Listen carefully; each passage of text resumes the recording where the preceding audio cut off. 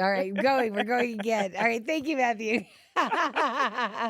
Okay, 3, 2. Hello. I'm Kathie J. Thanks so much for joining us today.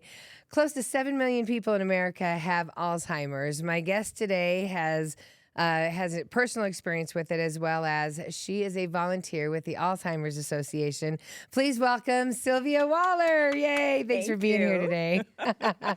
All right. So Sylvia, you were also Mrs. Colorado 2022. Yes. Yeah. So that's really cool. So Yeah. congratulations. Thank you. In addition to that, you have so many awards. I was reading your bio, and you have always been about leadership and excellence and the beauty from within shining out on your outside. Yes. How are you connected with the Alzheimer's Association? Well, my dad was affected by dementia. And I believe it was like 2016, I started seeing, no, it was earlier than that. I started seeing signs of, just peculiar behavior.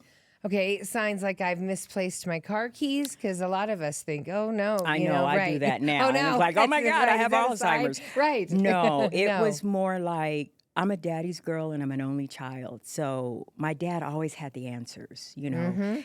And one day I had a problem and I went to him and I was talking to him and he answered in some crazy way.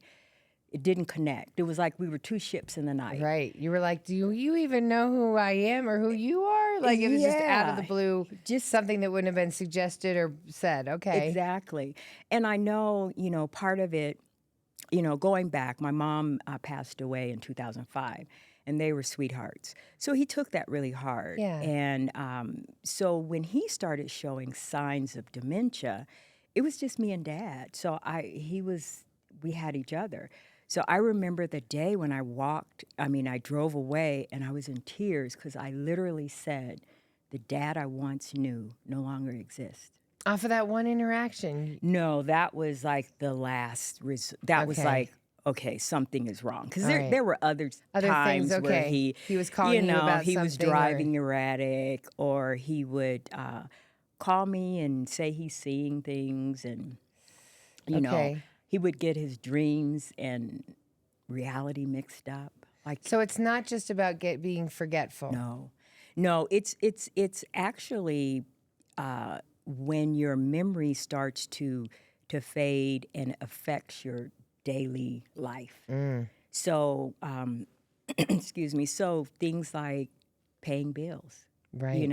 You forget to pay bills. You forget how to pay bills. You forget how to work a microwave. You forget how to Work a stove. That can be work a dangerous. Yeah, he left the oven on. Did he? A couple Oh, times? right. Yeah, See, and that the could be- stove top.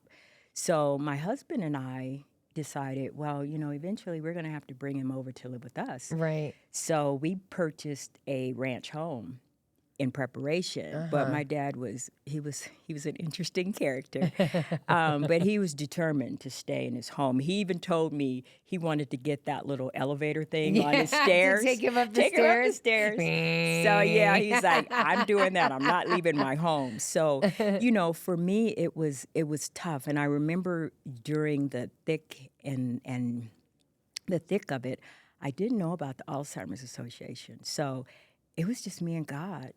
Because I remember looking at my dad going, I had a temper tantrum. I don't want to grow up. I don't want to be I don't the want adult. this. Yeah. I want to be my dad's little girl. And I missed that time. And I had to come to reality and know I have to take care of my dad and I have to protect him. Yeah. So I started going to doctor appointments and being his advocate. And as a caregiver, it's important that we are advocates for ourselves as well as for our parents, because they weren't asking the right questions. And I had to step in and ask the right questions. My dad was pretty buddy-buddy with Jack Daniels because he was trying to deal with my mom's death. For sure. Right. And that's how he would say, that's how he could sleep at night. And if you're giving him medication, are you asking the right questions? He's drinking. He's taking alcohol. Right. So that interaction, they gave him a medication that actually gave him a heart attack. He was at my son's football game in Greeley. Oh, no. And he had a heart attack. And so he came out of that with heart failure. So, it's real important that as a caregiver that you ask questions. Yes. And with Alzheimer's, I getting involved, with that experience with my dad. And after he passed away, that's when I reached out to the Alzheimer's Association because I didn't know. Isn't that interesting? And so it's interesting that you had researched it. You were hearing it in all your doctor's appointments. You knew that's what your dad had. You were probably Googling on how to help make him feel most comfortable, but you never once thought the Alzheimer's Association is probably also my best source. I didn't know how they could help me. I don't know if I would either. Like so I totally understand what you're saying. You think they're just an organization. Oh, they're helping for research. They're not going to help me individually in my certain situation. Right. But they do. They have a 1-800 number, 272-3900, that if you have any questions, if you are just stressing and just need to talk to someone, there are professionals on the line that can help you. So when I called, it's so funny, when I called, I was stressed and just didn't know what had happened. I'll back up with that story in a minute, but I remember being in touch with the marketing person, which was Jim Hurley. And so I told him my story, and I was just kind of in a daze. And this is after your father passed? This was after he passed. Yeah. And so he introduced me to Rosalind Reese, who is like the community liaison. And they put me to work. And I was like, I can't do that. I remember he had me speaking at the Capitol, and I said, oh, I can't do that. And he's like, just tell your story. And I was like, but, and they were so sweet, and they helped me through that. So that process of the pageantry kind of prepared me for what I'm doing now. Because after my dad had passed, I was sitting there going, there's more to my life than what I'm doing. Mm-hmm. And, I got a message on Facebook, hey, have you ever thought about running for Mrs. Colorado?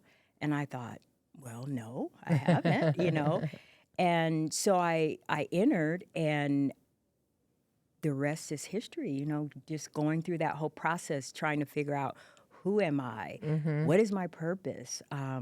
Embracing my own uniqueness, because I was 60 when I entered my first pageant. That's awesome. So in 62 when I won Mrs. Colorado. That's awesome. So I, for me, it was the Alzheimer's Association, the Mrs. Colorado pageant. It's like they coincide, because my mantra was to age gracefully. And there is beauty in aging. Yes. And Alzheimer's is part of aging. So, having a healthy lifestyle, diet, and exercise, studies have shown you can push that out. Yes. Because we all know if you are a strong person, if your body's strong, you can fight off any disease. Yes. So that's my thing. And while I was taking care of my dad, my doctor gave me a grim report. So I had gotten sick. I'd gotten shingles. My blood pressure was up. While you were being a caregiver to your dad. Yeah, I'm a borderline diabetic. Yes. But I had jumped the fence. So my doctor said, you need to lose some weight, change your diet. We're from Louisiana, so everything we eat is covered and smothered in butter. And delicious. So, exactly. And so delicious. So I just learned how, a friend of mine put me in a bodybuilding contest. I contacted her, Renee Paul. She is a bodybuilder, and she said, I'll help you lose weight. I'm going to put you in a bodybuilding contest. And I'm like, okay. See, most of us, Sylvia, would say, I'm good. I was just going to ask for some tips, like how much water should I drink? Should I stay away from these carbs? I don't need to go into bodybuilding. Were you somebody that was healthy, technically, prior to becoming a caregiver, where the stress and everything added on the cortisone healthy. weight? So you were always just, because you are beautiful. It's not like, Thank you. so you were always kind of Yeah. Uh, I yeah. have to Okay. say, I have always been, watching my parents, my Yes. family. I have always been that person that's been in touch with my body and So it was how in I your feel. wheelhouse already Yeah. to feel your body knew it wasn't good. It wasn't good, and what I was eating was And not so you're good. like, now I'm in a bodybuilding guy. Now, Yay! now that was the first and the last. I'll never do it again. But I did learn how to eat for purpose. So I took that away. Yeah. And the contest helped me to deal with the stress because my dad passed away 2 weeks before my competition. Wow. And I decided to stay in it. I'm glad I did because it actually helped me get through 2 funeral services because I had to plan funeral service here, and then I took him back to Louisiana, and we had one there. So that was, only thing I can say is the grace of God got me through that because I was just on autopilot. I think so many of us are, Mm-hmm. Sylvia. We're speaking today with Sylvia Waller. She's a representative, a spokesperson, a volunteer with the Alzheimer's Association. There's so much to unpack in what you had said and all of that. From your father when he started showing the signs of Alzheimer's to you having him move in to you being a full-time caregiver and you getting almost killing yourself because you took care of him so much. To go back to the first signs, it is interesting because I think everyone watching would say, that's going to be me. Mm-hmm. You're going to have a hard time getting me out of my house. You're going to have a hard time taking my keys away. Oh, I that's find it another interesting story. that he forgot how to turn the stove off, but he didn't forget this is my house. It's certain things that are independence, and it makes it harder on our loved ones. Yeah. It makes it harder on the caregiver, the stress. It is funny what we choose to remember and forget in a way, right? Like our pride still stays there, and that Pride is hard. is a big thing. Yeah. And you mentioned the keys. Oh my God, that was he used to say, I just need my wheels. Yeah, we And all say that. that's Get his me in the lanes. independent, Yes, it is. And by taking them, I swear he had about 10 keys because I would take his keys and then he'd jump in the car and go somewhere. And it's like, how did he go? Right. I thought I had the keys. Yes, right. So I went through the house and took everything that looked like a car key. Yeah. You were like, I can't, Dad. And at that point, he was just furious with me. But the turning point was one day he had a package from FedEx. And I said, Dad, I'll go get it. No. I said, Dad, I'll go get it. So I thought I had his keys, but he found keys. And he tried to go. He's diabetic, so he didn't eat. And he got lost. Yeah. He gets lost a lot. So he stops at a McDonald's and he passes out. Oh, no. They call the paramedics. Oh, no. He wakes up in the in the ambulance. My dad had a potty mouth. And he just goes belligerent. What the blank am I doing here? And who the blank are you? And I did not we know. We might all act like that, Sylvia. Like, what? What's happening? They were going to take him. He's like, I'm not going to the hospital. Right. And I didn't know they would let you go if you refuse. I didn't know that either. I did not know. So he gets in his car and he has a fender bender. Oh, so no. I call on my way home from work and say, hey, Dad, how you doing? And he just... blah, he just started, and it made no sense. So I said, I'll be right there. Yep. So 2 hours of unpacking what he said. Yeah. I said, we're going to the doctor. And because I just need to know what happened. Right. And he fought me for about 2 hours. And I finally said, I'm not leaving until we go. And he knew I was stubborn, like he is. Yes. So when we went, they did a MRI, and they showed that his brain had shrunk. And that's a true sign. So basically, he said, well, I'm going to take that off of you because I told him my frustration and my struggle with Dad. So he said, well, that happens with most caregivers, with their fathers mainly. Really? Yeah, because men like their independence. And if yeah. you take their keys, you've taken away their independence. You really have, right. Right. So he says, I'm going to give him a test. And this is hilarious. So my kids were with me, and so Dad takes this test. It's a cognitive test, and it tests your reflexes and all that, behind the wheel. So 100 is failing. Okay. It's flip-flop. Okay. So we don't want 100. You So don't what was want his 100. score?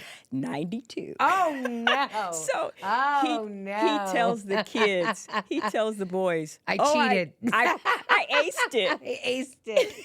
Got 92. And I'm standing in back going, no. So yeah, so that test was run in March. Yeah. And the DMV sent him a letter and said, "Hey, we're surrendering. You got to surrender your license. Come in and get an ID." So I took him in to get an ID, and he passed away in April. Wow. So it was like he gave up. And there is like his sister had dementia. Well, she had Alzheimer's. And my cousin was telling me the phases that were going to happen, the anger, the denial, and then the give up. And Really? he gave up. And you saw it happen. I saw it happen. Now, you as the caregiver, you're exhausted by the point where they're giving up. So Yeah. that's got to be difficult as well. It's difficult, especially when, Dad was a manly man. He was old school, so I never seen Yeah. him cry. I remember Unless a dog dies. Well, usually that could get my strong dad to cry. I only saw him cry when our dog died. Everything else, he didn't cry. Even when his mother passed away, I was like, is he crying? That's exactly. I was Some sitting men. next to my dad, and a tear dropped, and I went to wipe it, and he turned away from me. Now, when my mom passed away, I heard him wailing, but he never cried in front of me. So the day before he died was Easter, and I went to pick him up to take him to dinner, and he was crying. I mean, crying. And it just broke my heart. It's hard to see your parents like that, especially one that was so strong your whole life. Yeah. That held the world on his shoulders for you. Yeah. And I remember that day I said, "Dad, the birds are chirping outside." You tried to remind him there's still beauty. There's beauty. And he just didn't want to be here. So I managed to get him out to his favorite place, the Golden Corral, which was like, oh my God.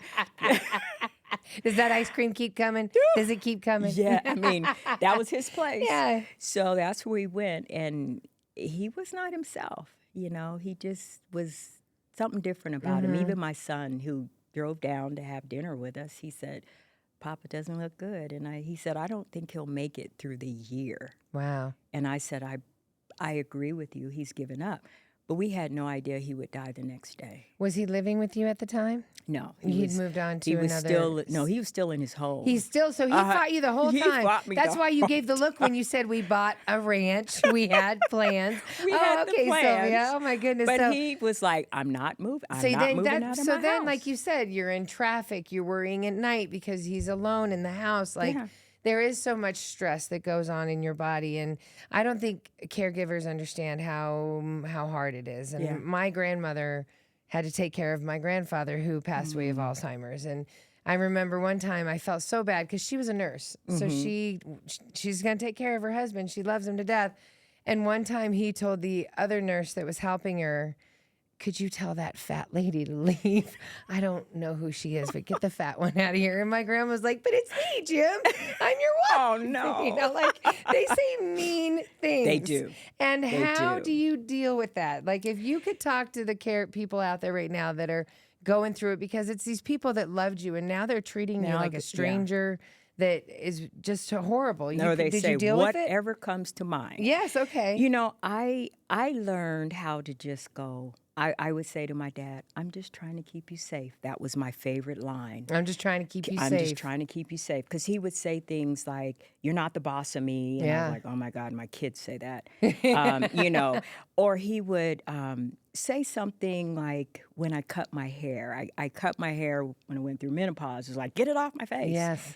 And when she cut it, I was like, oh my God, I have a big face. It's like all I see is face. Beautiful face. So my dad says, he stared at me and I said, "Well, Dad, do you like it? What do you think?" Vogue, what do you think, Dad? And he looks at me and he says, "Well, if you and John, my husband, were walking away from me, I would think I'm looking at two dudes." Here we go. And I'm like, oh my goodness. So I just took that and just, These hips, Dad? You think a guy has these hips?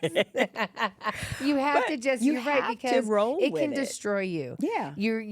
There's people that are in traffic. There's people that are dealing with the prescriptions. There's people that are getting yelled at by the people that they're trying to lovingly take care of. And that's what the Alzheimer's Association can help with. You with, And I think that's that 1-800 number that you said. 1-800, was it? 272-3900. Yeah. You can call that anytime. And people can give help. Yeah. And we're also we want people to come for the Walk to End Alzheimer's. Exactly. So it's September 21st, which is Saturday. And it's a beautiful experience. Yes, at Denver City Park. Yeah. And it starts around 8 a.m. 8 a.m. Get there at 8 a.m. so you can register. And the program starts about 9 o'clock. 9 o'clock. And then the kickoff walk, which is about 1.5 miles. But it's a beautiful experience. They have flowers that represent the people that are there. So they have the orange flower, which represents support. You haven't been affected yet, but you're supportive. Yes. Then there's the yellow flower for all of the caregivers. Then there's the blue flower that is very emotional, because those are people that are living with the disease, and they're brave enough to be out and say, I'm struggling with this disease. Then there's the purple flower that, those who have lost someone. And there is a new flower that is a white flower. And they presented that last year, which was very emotional. So one of the patients who has Alzheimer's, his grandson came out with the white flower. And it just brought tears to my eyes, because the white flower represents a world without Alzheimer's. So represents a cure.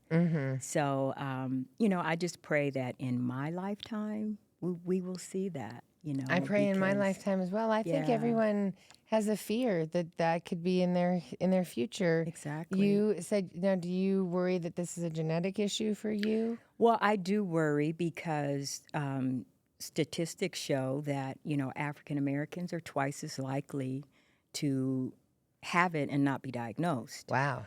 And I remember as a child, we had, Big Annie is senile, or Granny is senile. Yeah. So I remember those, and now I'm reflecting back. That was Alzheimer's. So it's in my family. Yes. And so that's one strike. Women make up 2/3 of the population of Alzheimer's. Really? Yes. So, and caregivers that, most of the caregivers are women. Yeah. Yes. So, and then if you have a parent who has had dementia or Alzheimer's, then, you're at risk too. So I have 3 strikes, and so I'm worried, So then that's where it goes back to healthy mind, healthy body. Healthy mind, healthy You body. have to do everything you can to try to fight what you know could be coming. Exactly. And so you want your body trying to have the best vegetables, the strongest. Also, they do say there's brain power and things that you can do to try to push off some Alzheimer's. What kind of research and future is happening right now? Well, they do have early detection is key. So if you are diagnosed early, they do have drugs that can help with just kind of helping you sail along instead of getting worse. It'll just keep you at a pace that you can function. Okay, yeah. But most people don't find out until later. And that's because, we're working with the health industry, because it's just not a cheap test. Yeah, so the it's cognitive very test. expensive. Okay. Yeah. So is it plaque buildup in our brain? Plaque. What's happening Plaque up there and that's causing towels. and things aren't connecting? Is that it? Well, the plaques, and I'm not very the Tell me, science of it. doctor. Tell me, Dr. Waller. But the plaques and the towels kind of take over the brain, so it covers the brain, almost like cancer. Yeah. And it shrinks the brain. So that is when your brain starts shrinking, it's the plaque and the towels that's tangled up in the brain. And it just makes it dysfunction, where you can't where you can't think or you just can't function everyday life. And Alzheimer's is the most popular form of dementia. So I get that question a lot. What is the difference between dementia and Alzheimer's? Well, dementia is the umbrella, and Alzheimer's is the most popular, well, I won't say popular, but the most prominent form yes. of dementia. Yes. And then, you have Lewy body, you have Parkinson. That's all a part of dementia. Okay. And then sometimes people will have a combination, like they may have Alzheimer's with a little bit of Parkinson's. They may have shakes, or they may hallucinate. Like my Yes. dad would get his dreams mixed up, or he would stare at the carpet and then he'd say worms are in the carpet. And so I advise caregivers you have to get into their reality in order to communicate with them. So I would tell my dad, well, Dad, I believe you saw that. I don't know why I can't see it. Right. And it would help ease him. Right, because because the last thing you want is someone saying, no, you're seeing things again. There's nothing, you don't need someone downing you. Right. Or making the energy hard. But all of that is hard. And I'm sure that there's tricks that people can be taught with the right support. And all the more reason why we need you to come to the Walk to End Alzheimer's. It's going to be Saturday, September 21st, which is Saturday. But you can donate year-round because the money goes for research. Yeah. It goes to help families get support. Right. Caregivers get a break, Yes. And so- that's important. That's one thing that I talk about, my experience with breaking down, because I wasn't taking care of myself. And you feel guilty for taking care of yourself, but self-care is important, because if, like my doctor told me, I can't take care of my family if I'm 6 feet under, or if I get sick. So it's important that you take that time, go get a massage, go, do whatever relaxes you or fills your cup, because your cup runs empty. You're right. And you have to fill it. So many of us, and this was myself included, you're in the hamster wheel. I wake up, I do this, I do this, I do this.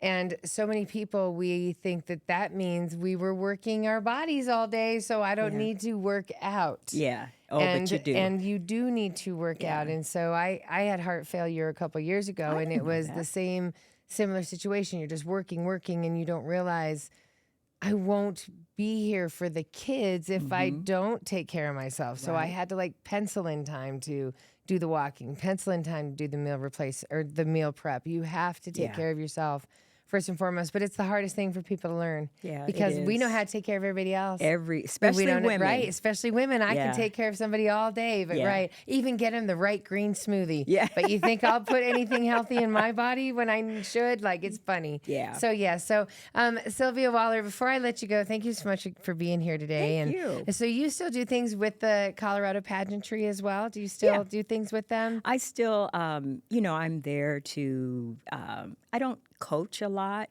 but I do give, what would you say? I would give advice. Mentoring. Yeah, I'm trying to decide if I'm going to coach, or not. But I do love giving advice. I do love helping. You're great at it. Every time you talk, you slow my pace down. Oh. I love the way you command when you speak. I love it. So, yes. Awesome. Sorry. Thank you. Yeah, no, thank you. I like it. Is the interview still on? Yeah, sorry. Is there anything that you would like to leave us with? The importance of why they need to support Alzheimer's, the importance of taking care of themselves. What would you like to tell everybody? I would say, Alzheimer's is something that is starting to be prevalent.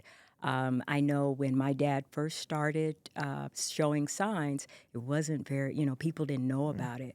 But the baby boomers are getting older. I'm part of that baby boom. And the medical system is going to be bombarded with, older people who are affected with Alzheimer's. So it's real important that everyone, gets involved. They contribute, because we do need the support. We do need the funds, the money for research, so we can find a cure. But more importantly, we need your support to come out and walk and just give your support whether you're affected or not. But I can tell you this, if you're not affected right now, live a little longer and you will be. It's going to be a matter of time Yeah. because as you age, Yeah. because I saw there were some cases as early as 30, but those were specific health issues. Well, that's small. early onsets, and we don't know exactly why. They were, yeah, that's, You know, they do yes. have a test where you can test to see if you have I think it's the gene. I don't want to know. If I'm that young, right. I don't want to know that because then I'm stressed for the rest of my life. I'm gonna You be know? like, give me brain power IVs. What do I need? Exactly. Right? You just so, but as at 55 and older, your percentages go higher and higher for people Yeah. getting Alzheimer's. Yeah, it starts 65, and then the percentages go up after that. You know, Yes. so and I'm 64, so I need to. I'm very much vested, so I'm trying to eat healthy, exercise. Do you do puzzles, like stuff that keeps your brain working, I like do they puzzles. say? Sudoku drives me crazy, but I try it. Right, all of And it. you know what? Another thing is dance. Dancing. Why is that? Because it uses, and now this is personal experience. So Okay. I took a hip hop class. Hilarious. I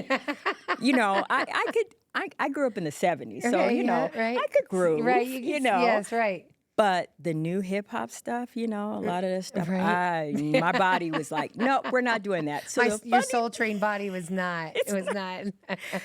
and I understand because your brain is saying, we got this, but your body and your brain are not communicating. So you're trying to do what you see, and your body's like, no, we're not doing that. Right. So, it's funny. But music, dance, all of those things help with Alzheimer's. So Sylvia Waller, thank you so much for joining us Thank today. you. Thank you. The website, so they can register, I have it right here. It is Walk to End Alzheimer's. Please go to act.alz.org. yes. Okay. And they'll ask what team. So if you would like to join my team, it's Papa James Fountain. Papa James team. Papa James. I love that. The Papa James team. Well, thank you. Yeah. Walking for Papa James on September That's right. 21st. All right. That's And right. always.